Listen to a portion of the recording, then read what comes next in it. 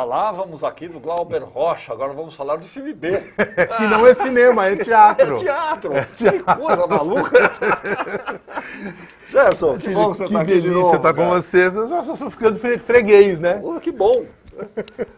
Você veio aqui falar do Urinal há pouco tempo. Eu vim você falar, veio falar do meu livro, do seu livro. A Broadway não é aqui. O Broadway não é aqui. E vim falar do Urinal e agora estou aqui vim falar de filme B. Filme B. Que eu não estou como ator, que eu estou como diretor. Como diretor. Isso. Deixa eles trabalhar lá e... Você falou assim, você está com a cara e a coragem. Eu falei assim, mais com a coragem do que com a cara. Tá mais a coragem do que a cara. A cara é deles. Filme B, é uma referência aos filmes Bs. É. O que é um filme B? Garotada, atenção, o que é um filme B? De um jeito ou de outro a gente vai falar de cinema hoje aqui. O Ricardo Leite escreveu esse texto. O Ricardo Leite é um dramaturgo que eu gosto muito porque ele escreve sobre as pessoas da cidade de São Paulo, essas pessoas que estão aí meio na noite, nesses cantos escuros da cidade, nos apartamentos. Sabe quando você vai na sua janela às 2 da manhã e olha, tem uma luzinha acesa e você imagina o que está acontecendo naquele apartamento com aquela luzinha está acesa às 2 horas da manhã. Você esquece que a sua também está. Você esquece que a sua também está. E o Ricardo escreve muito sobre essa gente. E essa peça especificamente é a história de um sujeito que numa bela noite invade o apartamento de uma mulher, porque ele se mudou para o apartamento ao lado, e é meia-noite e ele invade o apartamento dessa mulher, e aí misteriosamente eles vão se encontrar durante 8 noites, sempre ali por volta da meia-noite naquele apartamento, e ficam madrugada dentro naquele apartamento. Então são 8 cenas, 8 noites na vida desse casal.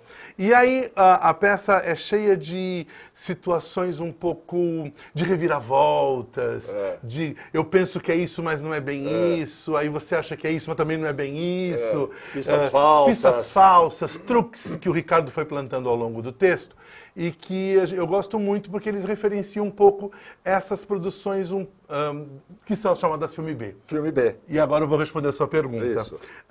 O que eram os filmes B? Na verdade, tem uma transformação aí de sentido. Eles começam, quando Hollywood começa já a sentir o peso das grandes produções e o cachê dos grandes astros, os filmes começam a ficar muito caros até para Hollywood. Isso o quê? 1930? Isso ali pelos anos 40, eu diria.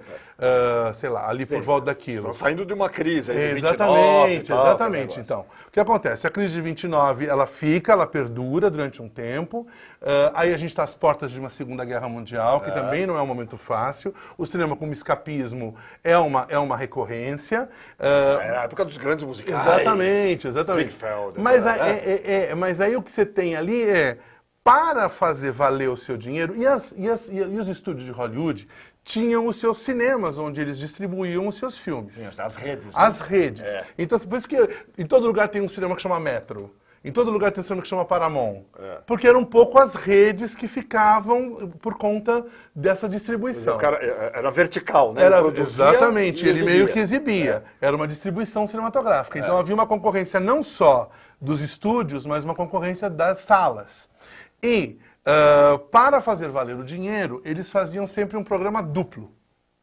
Então você tinha o filme A, que é aquele que levava público, que era o filme que levava público, então eram as grandes estrelas, os grandes cachês, as grandes produções, seus cenários e figurinos e tudo. E aquela produção menor, que era o filme B. Uma produção menor, com um roteirista não tão experiente, menos atores, atores nem tão famosos, nem tão tarimbados, alguns até pouco treinados. E resultavam em produções um pouco cafonas, meio com cara de novela mexicana, em alguns sentidos. E aí iam muito para resultados assim, muita ficção científica ruim, muito western ruim, eu quero dizer, enfim, um pouco desalinhado daquilo que se fazia e que considerava-se bom naquele momento. De qualidade aquele padrão de qualidade daquele momento. Mas, enfim, eram os filmes B, que eram de baixo orçamento. Primeiro, por serem de baixo orçamento. E aproveitavam muitos cenários dos filmes. Claro, e aí isso acabou ecoando num resultado na tela também, né? Eu posso falar palavrão aqui no seu programa? Pode. Ele falou uma coisa, a gente falava muito nos anos 80, brincava com essa ideia de uma câmera na mão, uma ideia na cabeça e uma merda na tela. A gente brincava muito nos anos 80, que é uma câmera na mão, uma ideia na cabeça e uma merda na tela. Então ficava, ou seja, essa situação resultava um pouco uma merda na tela. Eu não sei se era uma merda na tela, mas era diferente, pelo menos. Então aquelas atrizes que faziam...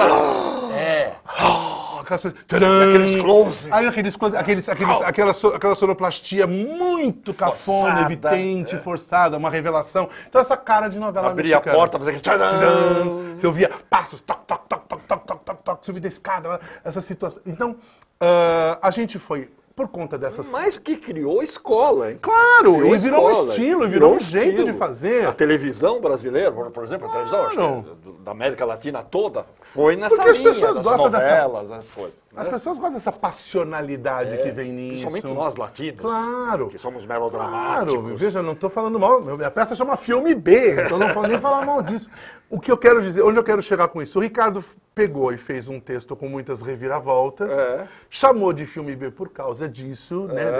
Dessas tramas e reviravoltas e situações, grandes revelações de tempos em tempos do texto. Então, você vai indo, aí vem uma revelação, aí você vai indo, aí vem outra revelação. Enfim, não vou contar quais elas são, mas enfim. Sim, quer dizer, você tem uma série de ganchos até para suprir, vamos dizer, a falta de uma cenografia, de atores maravilhosos. Então você tinha ganchos que você ia segurando. E a gente foi recorrer um pouco a esses truques também na atuação. Agora, criaram os clássicos. Claro. Né? Tem clássicos do filme claro. B. Né? Tem cineastas que se notabilizaram. Não me peça para comentá-los, porque eu não sou um expert em filme B. Eu não sou como... Mas tem vários clássicos. Não sou como o Humberto, que é um estudioso de cinema. Mas, enfim, a gente viu muita coisa, foi atrás de ver algumas coisas, brincar com o gênero e experimentá-lo em cena. Então, isso vai na luz, a luz pode ser um pouco mais fantasiosa. A gente falava agora há pouco, antes de começar, o próprio Hitchcock, em alguns momentos, tinha uma luz que não era muito realista, natural, né? E são verdadeiras obras de arte. Entra um verde piscando ali no corpo que cai, a Kim Novak sai de uma névoa, quase de sonho, e aparece mais realista depois. Então, esses truques que são... Mas o Hitchcock era um gênio. Ele tinha ganchos falsos, ele mesmo chamava de MacGuffin, os ganchos falsos dele. Ele botava ali uma coisa que era um gancho falso só para segurar. Você ficava, aquilo ali agora a mala. E a mala entrou no trem, saiu do trem e ninguém ficou um tempo ali olhando pra mala. Tem um clássico que é do guarda que para o carro. E para o carro. E aí, exatamente, aí o próprio Hitchcock passa na frente no Psicose. Quando ela acabou de roubar a empresa dele e tal. Então, a empresa que ela trabalhava... Esse guarda vai acontecer alguma coisa. O guarda vai embora. Ela segue dirigindo, então é só para suar frio e comer um tempo. E entrar aquela trilha fabulosa que está tocando. Então, esses truques, a gente foi se valer deles um pouquinho para encenação, porque filme B, não esqueçam, é teatro. É teatro. Vamos ver umas fotos aí do filme B que está em cartaz no União Cultural, União Cultural, ali no Teatro da União Cultural. Olha, essa é a Dani Guedes. Tem filme B. Olha lá, a janela lá no persiana, fundo. Uma persiana ao fundo, é uma coisa clássica do filme B. A luz estourada aqui na frente. Essa foto é do Ronaldo Gutierrez, um grande fotógrafo. Artística essa foto. Essa foto é linda. E ela é a Daniela Guedes, a Dani Guedes, e o Ricardo Leite, que é autor e ator do espetáculo. Eles dois são coprodutores do espetáculo também. Então são 8 noites sequenciais seguidas? Não, elas têm umas passagens de tempo. Então, a gente fez os dos letreiros. Então tem uma projeção de letreiro. Na noite seguinte, 2 noites depois, 3 meses depois, então projeta um letreirinho de cinema, como se fosse dos filmes silenciosos. Adorei o Humberto falar filmes com aqueles bordados do lado, assim? Aqueles bordadinhos do lado. Não tem os bordadinhos, é uma coisa mais moderna. Mais com cara de graficamente filme. Olha, que legal B. essa aí. Essa uma sombra lá atrás. É a sombra dele? Não, né? É uma outra sombra. Coisa de Ronaldo Gutierrez. Coisa de filme B. Coisa de filme B. Na verdade, essa sombra, isso tudo foi feito com um recurso de projeção numa tela atrás deles. Então, isso foi essa janela não existe, é uma projeção. Não, isso é uma projeção. Isso é tudo feito com recurso de projeção. O espetáculo usa alguns recursos de projeção. E muita luz, né? E aí tem uma luz que vem lateral ali. Porque isso também era uma coisa muito característica do filme B, né? A luz nunca era uma luz intensa. Era sempre indireta. Cheia de sombras. E aí ela estourava quando havia o tcharam. E ele dá uma estourada na luz e tal. Legal. Mais fotos. Olha, tá vendo? Eu tenho, também são os painéis com projeção. A gente projetou umas brincadeiras e tal aí. Essas fotos foram feitas para divulgação, mas elas foram tão boas, a gente nem fez fotos de cena. mas elas ficaram tão lindas, o Espera saber Ronaldo... o que é o espetáculo, o Ronaldo né? captou tão bem o que era o espetáculo, a tensão entre eles dois, e eles responderam tão bem ao ensaio. Você vê, é essa ideia de uma cidade, né? São Paulo, essas duas figuras meio perdidas aí na imensidão da grande metrópole, né? Então estão ali como... A cidade ao fundo, É um pouco... alheia ao drama do que acontece ali dentro. Exatamente, essa é a ideia, essa é a brincadeira do espetáculo. Essa é uma coisa que tem. Filme B, do Ricardo Leite e direção de Gerson Esteves. Agora me diga, o que você usa como trilha, por exemplo? Então, o Fê Pinati... Isso te leva a um... O Fê Pinati fez uma trilha. A peça se passa nos anos 80. É muito legal para molecada. Você fala assim, molecada... Alô, garotada! Alô, garotada! A peça se passa nos anos 80 e em 84 no Diretas Já. Opa, que legal. Então a gente começa em 84. Lá fora, a gente ouve os ecos do Diretas Já. E aí em cena a gente tem secretária eletrônica, 3 em 1, disco de 3 vinil. 3 em 1. Disco de vinil. Martinha, você sabe o que é um 3 em 1? Tá vendo? 3 em 1 era um equipamento onde você colocava o seu vinil para ouvir música, ligava o seu rádio, ouvia a sua FM favorita e também podia ouvir a sua fitinha cassete. Gravar o LP que você estava ouvindo. O LP que você estava ouvindo. Isso era um 3 em 1. O auge da tecnologia. É o máximo. É um iPod grande. Então, tem 3 em 1. Tem uma máquina de escrever Olivetti Lettera 50. Daquelas pequenininhas. Exatamente, portátil. E essas coisas são meio usadas em cena. A secretária eletrônica em cena, junto com um telefone de disco. Você já viu um telefone de discar, né? Esse tem. Então, aí a gente brinca com esses objetos todos porque se passa em 84 a peça. Então, tá tudo ali em cena, nessa casa, e eles vão manuseando esses objetos, é muito divertido. E a peça, então, se passa... Você me fez uma pergunta e eu esqueci completamente qual era a pergunta, mas enfim, a gente segue já esqueci. Mas era alguma coisa sobre... Trilha. Aí o Fê Pinati fez uma trilha muito legal, que é uma trilha que tem alguns recursos de efeitos de drama, de mistério e tudo mais, mas musicalmente ele referenciou tudo nos anos 80.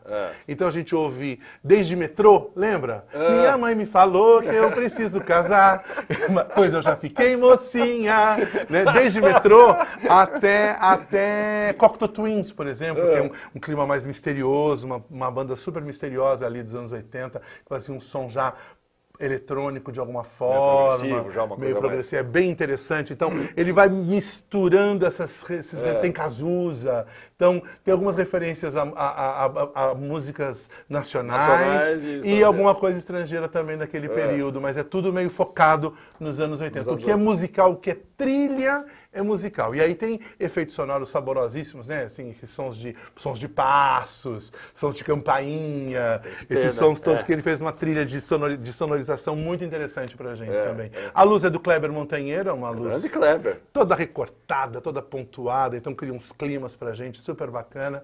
Então a gente está muito bem servido ali. Deve ter sido divertido montar isso. Foi muito gostoso, foi muito gostoso. Você vai agregando esses elementos, você vai descobrindo possibilidades, né? Você vai achando. Foi muito gostoso. Eu falava outro dia que hoje o diretor inteligente é um agregador de boas ideias. Né? Eu acho que o diretor inteligente hoje é aquele que agrega boas ideias. Chama a tua equipe criativa e fala assim, olha, a peça é essa, o que você propõe de som para mim? O que você propõe de luz para mim? Os atores, o que vocês propõem de atuação, de acting para mim?